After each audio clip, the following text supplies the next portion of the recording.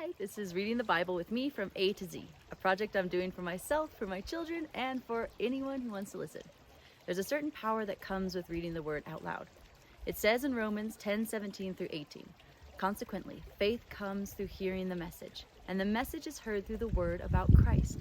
But I ask, did they not hear? Of course they did. Their voice has gone out into all the earth, their words to the ends of the world. Whoever has ears, let them hear. 2 Chronicles 9. When the Queen of Sheba heard of Solomon's fame, she came to Jerusalem to test him with hard questions. Arriving with a very great caravan, with camels carrying spices, large quantities of gold, and precious stones, she came to Solomon and talked with him about all she had on her mind. Solomon answered all her questions. Nothing was too hard for him to explain to her. When the Queen of Sheba saw the wisdom of Solomon, as well as the palace he had built, the food on his table, the seating of his officials, the attending servants in their robes, the cupbearers in their robes, and the burnt offerings he made at the temple of the Lord, she was overwhelmed. She said to the king, "The report I heard in my own country about your achievements and your wisdom is true.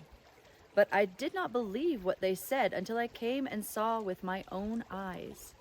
Indeed, not even half the greatness of your wisdom was told to me. You have far exceeded the report I heard. How happy your people must be! How happy your officials who continually stand before you and hear your wisdom! Praise be to the Lord your God, who has delighted in you and placed you on his throne as king to rule for the Lord your God. Because of the love of your God for Israel and his desire to uphold them forever, he has made you king over them, to maintain justice and righteousness." Then she gave the king 120 talents of gold, large quantities of spices, and precious stones. There had never been such spices as those the Queen of Sheba gave to King Solomon. The servants of Hiram and the servants of Solomon brought gold from Ophir. They also brought algum wood and precious stones. The king used the algum wood to make steps for the temple of the Lord and for the royal palace, and to make harps and lyres for the musicians. Nothing like them had ever been seen in Judah. King Solomon gave the Queen of Sheba all she desired and asked for. He gave her more than she had brought to him. Then she left and returned with her retinue to her own country. The weight of gold that Solomon received yearly was 666 talents, not including the revenues brought in by merchants and traders. Also, all the kings of Arabia and the governors of the territories brought gold and silver to Solomon. King Solomon made 200 large shields of hammered gold. 600 shekels of hammered gold went into each shield. He also made 300 small shields of hammered gold, with 300 shekels of gold in each shield. The king put them in the palace of the forest of Lebanon. Then the king made a great throne covered with ivory and overlaid with pure gold. The throne had 6 steps, and a footstool of gold was attached to it. On both sides of the seat were armrests, with a lion standing beside each of them. 12 lions stood on the 6 steps, one at either end of each step. Nothing like it had ever been made for any other kingdom. All King Solomon's goblets were gold, and all the household articles in the palace of the forest of Lebanon were pure gold.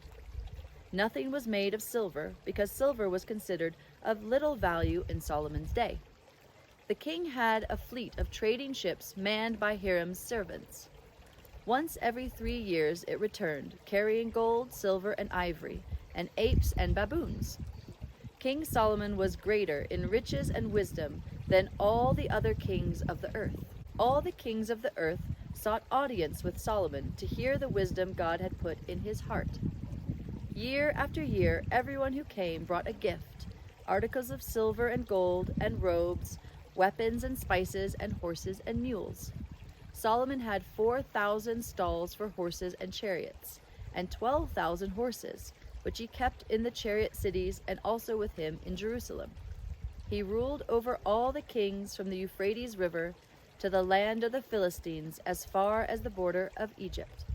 The king made silver as common in Jerusalem as stones, and cedar as plentiful as sycamore fig trees in the foothills.